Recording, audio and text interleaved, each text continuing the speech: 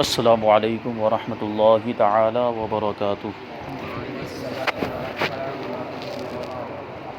نحمده ونصلي ونسلم على رسوله الكريم، اما بعد فاعوذ باللہ من الشیطان الرجیم، بسم اللہ الرحمن الرحیم۔ ان اللہ وملائکته یصلون علی النبی یا ایہا الذین آمنوا صلوا علیہ وسلموا تسلیما۔ اللہم صل علی سیدنا ومولانا محمد معدن الجود والکرم وآلہ الکرام وابنہ الکریم وبارک وسلم صلاۃ وسلاما علیک یا رسول اللہ صلی اللہ تعالی علیہ وسلم۔ تو میت کے غسل کا بیان بھی ہوا اور میت کو کفن کیسے دیا جائے اس کا بیان بھی ہو گیا، اور جنازہ لے جانے کے بارے میں بھی کو ضروری مسائل بیان کیے۔ اب یہاں سے نماز جنازہ کے بارے میں بتا رہے ہیں، یہ اسٹیپ بائی اسٹیپ چیزیں بتا رہے ہیں۔ پہلے چونکہ غسل دیا جاتا ہے، پھر کفن پہنایا جاتا ہے، پھر جنازے کو لے کر جاتے ہیں قبرستان، پھر نماز پڑھی جاتی ہے۔ تو اب نماز کے بارے میں اسی وجہ سے یہاں سے بیان کرتے ہیں۔ نماز جنازہ کا کیا حکم ہے؟ نماز جنازہ فرض کفایہ ہے کہ ایک نے بھی پڑھ لی تو سب بری و ذمہ ہو گئے، ورنہ جس کو خبر پہنچی تھی اور نہ پڑھی وہ گنہگار ہوا۔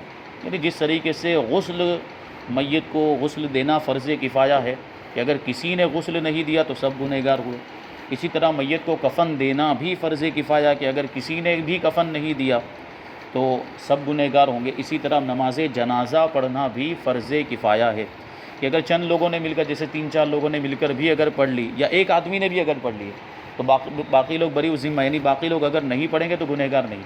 لیکن اگر کسی نے بھی نہیں پڑھی اور بغیر جنازہ کے ہی اس کو دفن کر دیا گیا، نماز پڑھے بغیر ہی اس کو دفن کر دیا گیا، تو جن لوگوں کو اس کے بارے میں خبر پہنچی تھی کہ فلاں آدمی کا انتقال ہو گیا مسلمان کا، اور ان لوگوں نے نہیں پڑھی، وہ سب گنہگار ہوں گے۔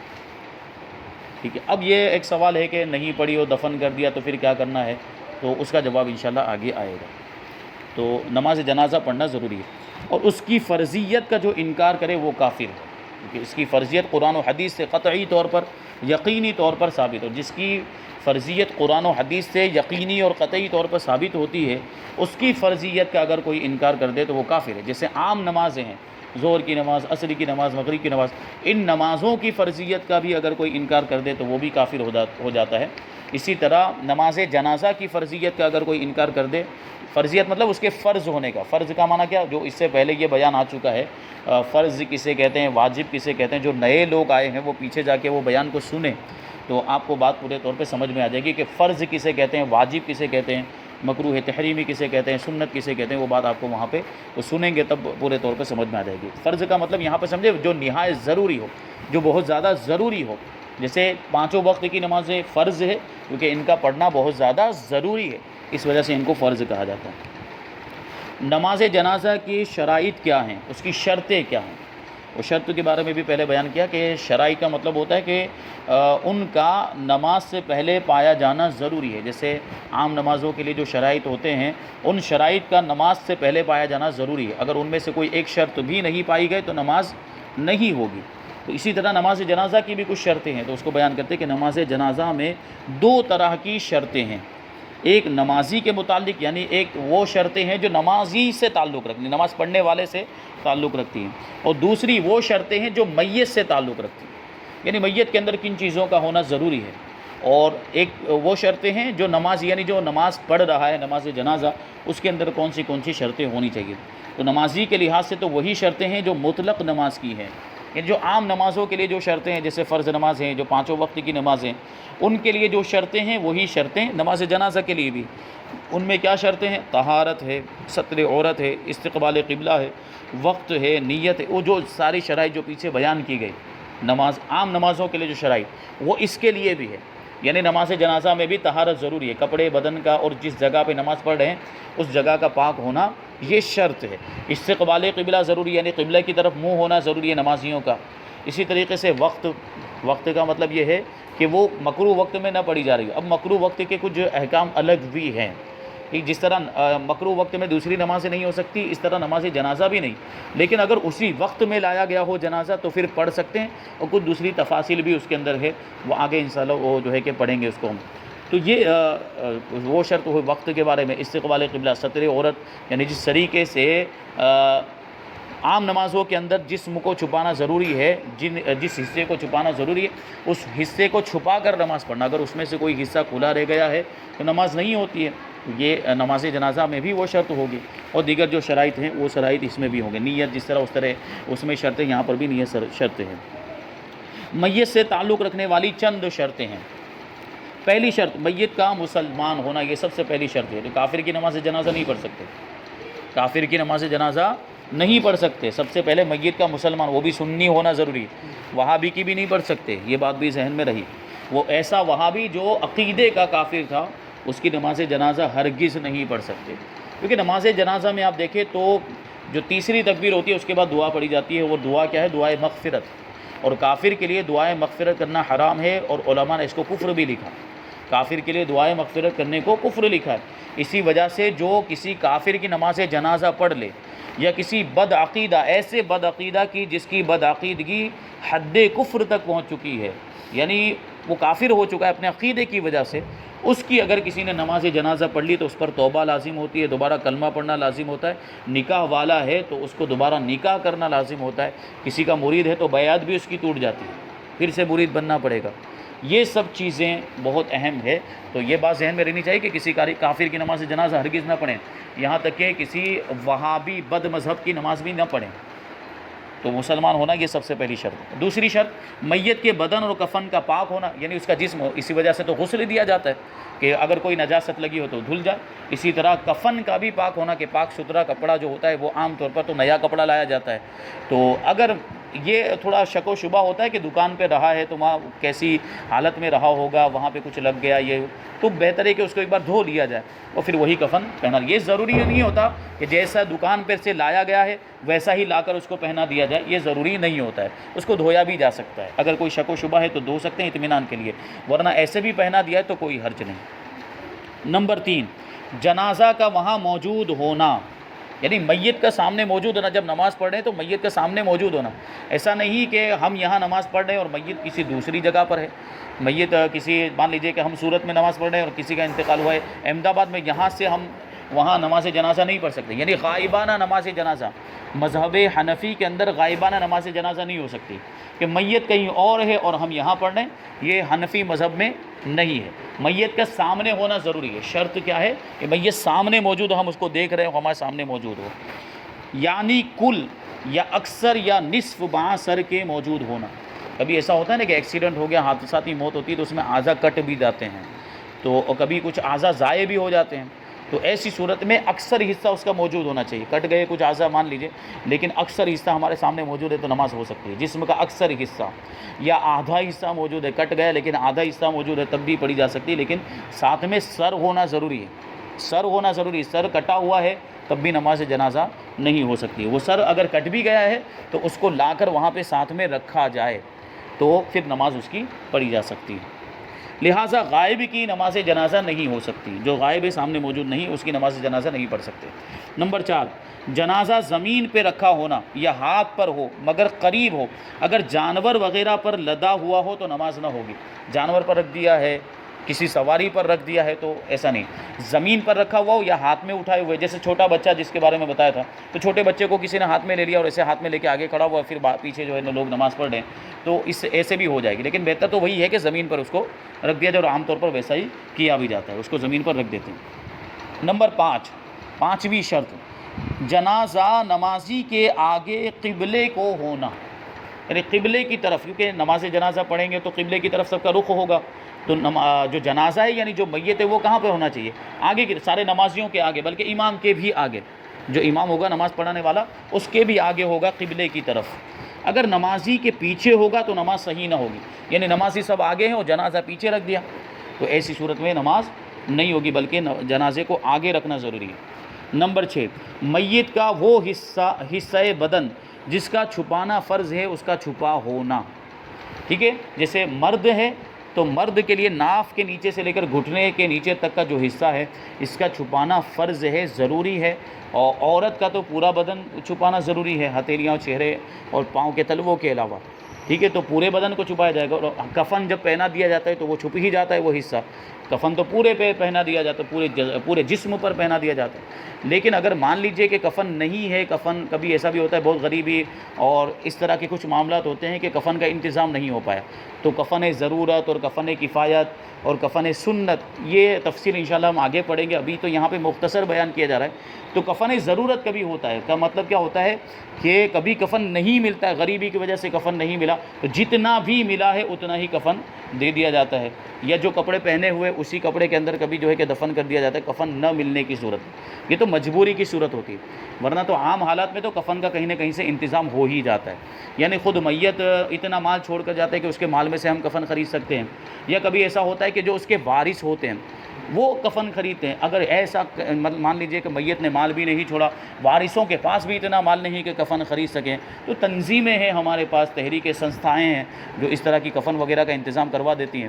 اگر وہ بھی نہیں ہے تو بڑے لوگوں سے رابطہ کیا جائے، جو سرمایہ دار لوگ ہیں اچھی حیثیت والے، ان سے کہا جائے کہ ہمارے یہاں پہ ایک شخص کا انتقال ہو گیا اور کفن کا انتظام نہیں ہو پا رہا، آپ کر دیجئے، تو انتظام کہیں سے، یعنی انتظام ہو جانا مطلب شہر میں آبادی میں اگر ہم ہیں تو انتظام کہیں سے بھی ہو سکتا ہے۔ بہت کم ایسا اس کا جو ہے کہ چانس ہوتا ہے کہ انتظام نہیں ہو پائے، بہت مشکل ہے، ایسا بہت بعید بات ہے کہ وہ نہ مل پائے کفن، ورنہ کفن کون نہیں مطلب خرید سکتا اور اس کا انتظام کس کے لیے نہیں جو ہے کہ ممکن نہیں، تو یہ ہو سکتا ہے۔ تو بہرحال اتنے حصے کو چھپانا ضروری ہے، ٹھیک ہے، جتنا حصہ زندگی میں چھپانا اس کے لیے ضروری اور فرض تھا۔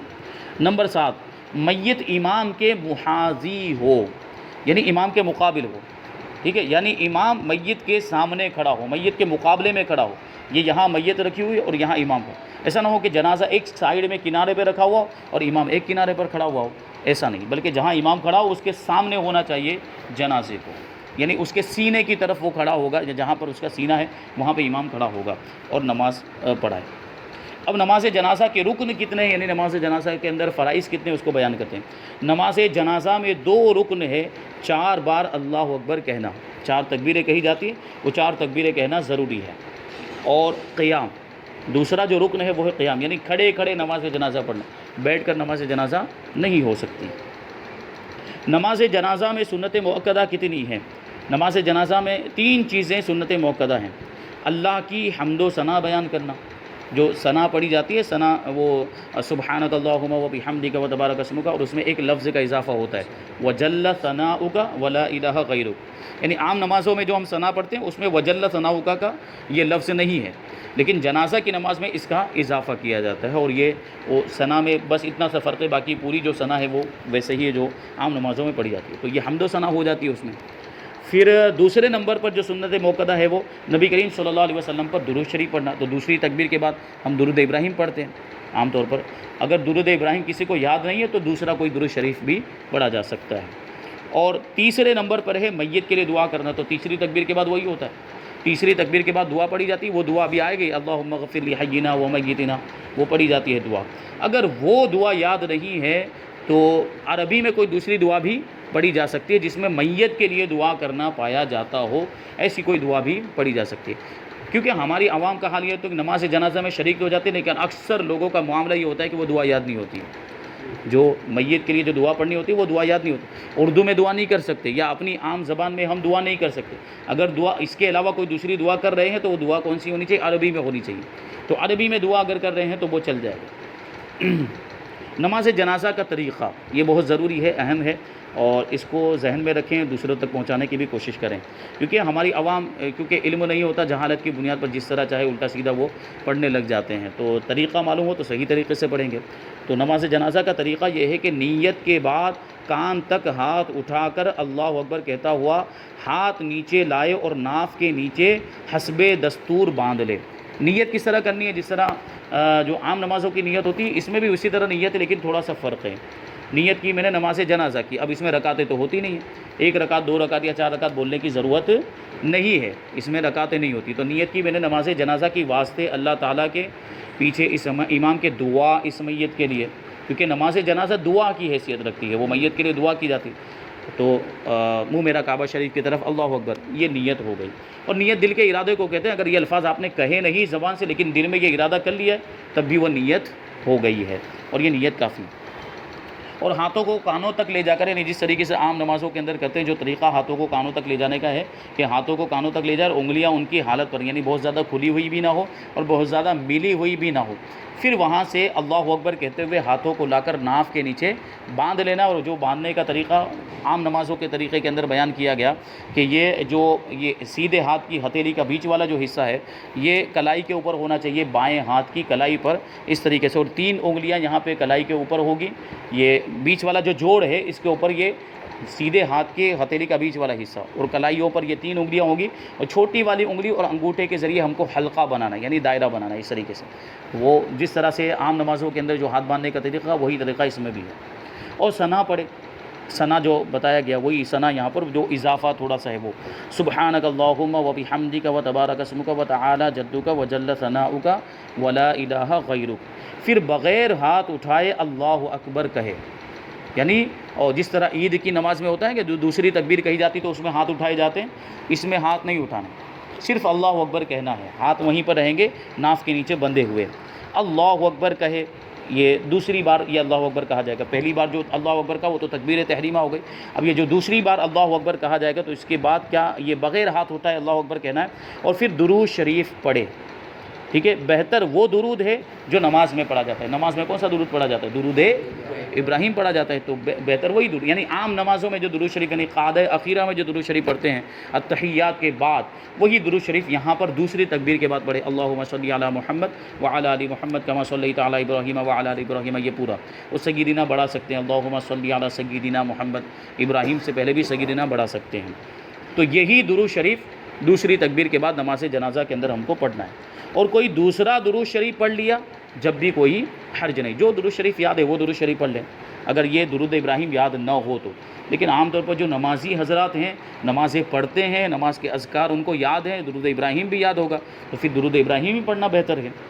آگے بیان کرتے ہیں، پھر اللہ اکبر کہہ کر یہ دعا پڑھے، یعنی پھر بغیر ہاتھ اٹھائے پھر اللہ اکبر کہنا ہے تیسری مرتبہ، اور تیسری مرتبہ اللہ اکبر کہنے کے بعد یہ دعا پڑھنی ہے جو اس کو میت کی دعا کہا جاتا ہے، جنازے کی دعا کہا جاتا ہے، وہ یہ دعا ہے، اللہم اغفر لحینا و میتنا و شاہدنا و غائبنا و صغیرنا و کبیرنا و ذکرنا و انثانا، اللہم من احییتہ منا فاحیہ علی الاسلام ومن توفیتہ منا فتوفہ علی الایمان۔ اس کا مطلب کیا ہوتا ہے؟ اے اللہ تو مغفرت فرما ہمارے زندوں کی، ہمارے مردوں کی، ہم میں جو حاضر ہے ان کی، ہم میں جو غائب ہیں ان کی بھی مغفرت فرما، ہم میں جو نابالغ ہیں ان کی بھی مغفرت فرما، اور جو بالغ ہیں ان کی بھی مغفرت فرما، ہم میں جو مرد ہیں ان کی بھی مغفرت فرما، اور جو عورتیں ہیں ان کی بھی مغفرت فرما۔ پھر آگے دعا کا حصہ ہے اللہم من احییتہ منا، اے پروردگار جو تو ہم میں سے جس کو زندہ رکھے تو اس کو اسلام پر زندہ رکھ، اور ہم میں سے جس کو موت عطا فرمائے، جس کو وفات دے تو اس کو ایمان پر موت عطا فرمائے۔ یہ دیکھیں اس کا مطلب اگر ہم سمجھ لیں، اور سمجھنے کے بعد اگر ہم یہ دعا کو پڑھیں تو الگ ہی ایک لطف آتا ہے۔ اب یہ کتنی اچھی کتنی بہترین دعا ہے، اس میں سب کے لیے مغفرت کی دعا کی جا رہی ہے، جو حاضر ہیں، جو غائب ہیں، مذکر ہے، مؤنث ہے، جو نابالغ ہیں، بالغ ہیں، جو زندہ ہیں، مردہ ہیں، سب کے لیے دعا کی جا رہی ہے، ٹھیک ہے۔ لیکن یہ دعا کب پڑھی جاتی ہے؟ جب میت بالغ ہو، یعنی بالغ ہونے کے بعد ان کا انتقال ہوا ہے، ٹھیک ہے، تو ان کے لیے یہ دعا پڑھی جائے گی۔ اگر میت بالغ ہے تو ان کے لیے عام طور پر بالغ ہی کا انتقال ہوتا ہے، نابالغ کم انتقال کرتے ہیں، تو لیکن نابالغ اگر انتقال کر جائے، کوئی بچہ ہے یا کوئی بچی ہے تو اس کے لیے دعا الگ ہے، وہ دعا الگ پڑھی جائے گی۔ تو بالغ کا انتقال ہوا، چاہے بالغ مرد ہے یا بالغ عورت ہے، تو اس کے لیے وہ دعا پڑھی جائے گی جو ابھی ذکر کی۔ اگر میت مجنون ہے یعنی پاگل تھا جس کا انتقال ہو گیا، یا نابالغ ہو تو تیسری تکبیر کے بعد یہ دعا پڑھنی ہے، اللہم اجعلہ لنا فرطا واجعلہ لنا ذخرا واجعلہ لنا شافعا ومشفعا، یعنی وہ نابالغ ہے اور نابالغ لڑکا ہے تو یہ دعا پڑھی جائے گی، لیکن اگر نابالغ لڑکی ہے تو اللہم اجعلہ کی جگہ پر اللہم اجعلہا ہو جائے گا، اور شافعا و مشفعا کی جگہ پر شافعتا و مشفعتا ہو جائے گا۔ یہ تھوڑا اس میں تبدیل کرنی پڑے گی ہم کو، کیونکہ مؤنث ہے، وہ لڑکی آ گئے تو لڑکی کی جگہ لڑکی کے لیے جو الفاظ ہوتے ہیں وہ عربی میں تھوڑے الگ آتے ہیں، تو وہ الفاظ وہاں پہ وہ ہم کو استعمال کرنے پڑیں گے، الفاظ کو تبدیل کرنا پڑے گا۔ اس کا مطلب کیا ہوتا ہے اس دعا کا؟ اللہم اجعلہ لنا، نابالغ کے اندر جو دعا پڑھی جائے، اللہم اجعلہ لنا فرطا، اے اللہ اس کو ہمارے لیے پیش رو بنا، پیش رو کا مطلب آگے جانے والا، چونکہ ہم سے پہلے اس کا انتقال ہو گیا تو وہ ہم سے پہلے وہاں پر پہنچے گا، تو اس کو ہمارے لیے پیش رو بنا، یہ دعا کی جا رہی۔ وَاجْعَلْهُ لَنَا ذُخْرًا، اور اس کو ہمارے لیے ذخیرہ بنا، یعنی ثواب کا ذریعہ بنا دے، اس کو ذخیرہ ہو جائے گا وہاں پر۔ وَاجْعَلْهُ لَنَا شَافِعًا وَمُشَفَّعًا، اور اس کو ہمارے لیے شفاعت کرنے والا بنا، اور ایسا بنا جس کی شفاعت قبول کی جائے، مقبول الشفاعہ بھی بنا، کیونکہ حدیث شریف میں آیا کہ جو بچہ نابالغی کے عالم میں انتقال کر جاتا ہے تو وہ اپنے ماں باپ کی شفاعت کرے گا، تو یہ اس طریقے سے، اور یہ دعا کے اندر بھی اس کا ذکر ہے، تو یہ کیا جائے گا۔ تو 3 تکبیریں ہو گئی، پہلی تکبیر کے بعد ثنا پڑھنی ہے، دوسری تکبیر کے بعد درود ابراہیم پڑھنا ہے، اور تیسری تکبیر کے بعد یہ دعا پڑھنی ہے۔ اب چوتھی تکبیر کے بعد بغیر دعا پڑھے ہوئے ہاتھ کھول کر سلام پھیر دے، چوتھی تکبیر کہی جائے گی، اس کے بعد کچھ پڑھنا نہیں ہے، اور اس کے بعد ڈائریکٹ سلام پھیرا جاتا ہے، وہ ہاتھوں کو چھوڑ کر سلام پھیرا، اور دونوں ہاتھ چھوڑ دینے ہیں۔ یہ بعض لوگ کرتے ہیں کہ ایک طرف سلام پھیرتے وقت ایک ہاتھ چھوڑتے ہیں، اور دوسری طرف سلام پھیرتے وقت دوسرا ہاتھ چھوڑتے ہیں، یہ درست طریقہ نہیں ہے، دونوں ہاتھ چھوڑ دینے ہیں۔ جیسے اللہ اکبر کہہ لیا، اب ہم کو سلام پھیرنا ہے تو السلام علیکم ورحمۃ اللہ، دونوں ہاتھ چھوڑ دیے، السلام علیکم ورحمۃ اللہ ہو گیا، تو یہ طریقہ اس کا درست ہے۔ اس سلام میں میت اور فرشتوں اور حاضرین نماز کی نیت کرے، میت کو سلام کرنے کے، جیسے وہ عام نمازوں کے اندر بھی ذکر کیا تھا کہ اس طرف والے جتنے بھی مقتدی ہیں اگر ادھر سلام پھیر رہے ہیں تو اس طرف والے سارے مقتدیوں کی نیت کرے، فرشتوں کی بھی نیت کرے، حفاظت کرنے والے فرشتے، اعمال لکھنے والے فرشتے کرامن کاتبین، ان کی بھی نیت کرے، اور جس طرف سلام پھیرنے میں امام آ رہا ہے تو اس طرف سلام پھیرنے میں امام کی بھی نیت کرے، جیسے ہم بائیں طرف بیٹھے ہوئے اور دائنی طرف سلام پھیریں گے تو اس طرف امام بھی پڑھے گا تو امام کی بھی نیت کریں، لیکن یہاں ایک نیت بڑھ جا رہی ہے، وہ ہے میت کی نیت، میت کی بھی نیت کرنی ہے ہم کو، تو سلام پھیرنے میں میت کی بھی نیت کریں اور فرشتوں کی بھی نیت کریں، اور جو بھی وہاں پر نماز جنازہ میں حاضر ہیں سب کی نیت کریں کہ سب پر میں سلام بھیجتا ہوں، یہ سلام سب کے لیے۔